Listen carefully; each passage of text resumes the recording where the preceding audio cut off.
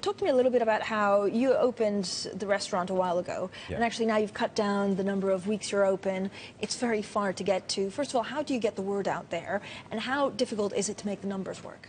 For us, it's always been about making a really good product and then communicating it in a sort of personal way.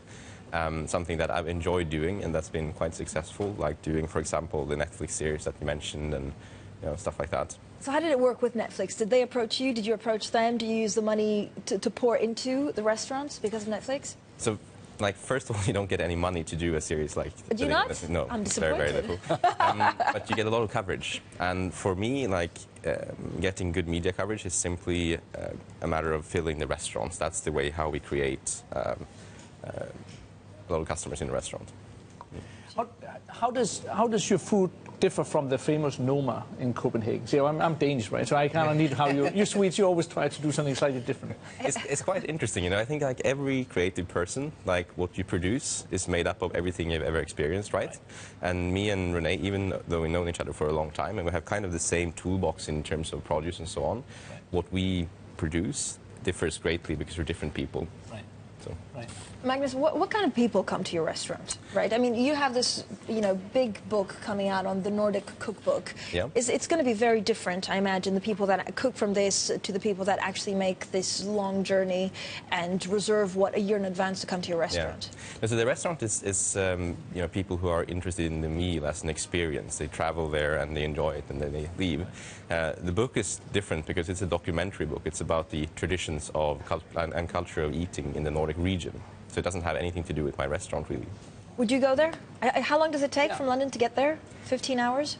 It's not that bad, actually. Is it take a direct flight 12? from Gatwick to Trondheim in Norway and then rent a car. So it's like 5 hours, maybe. 5 if you're hours. lucky. And everything kind of. And do you have a place I can sleep afterwards? Yeah, we have a small hotel as well. And you charge? Do you charge premium, or can you actually, make the numbers work, keeping it to a level that is affordable to more people? Like it's a kind of restaurant that's very expensive to produce, not because it's located there, but because of what it is, the level of ambition. So it costs like what other restaurants in its segment cost all over the world. So you two have something in common. You're both doing research, right? Eric is a famous European economist. Except Magnus actually closed his restaurant for 20 weeks to be able to, invent these great recipes. Would you like 20 weeks off? I actually, last year I did 3 months in Berlin, sort of a little bit away from you all, so to think deeper. But I like your 20 weeks. Yeah. I'm going to come and eat at your place. That's nice. Yeah, You're more than welcome. Yeah, I think no, it's for us, like we did this this year. We closed for 20 weeks. We haven't done it every year. Right. And for example, next year we're not going to do it because it's very, very costly.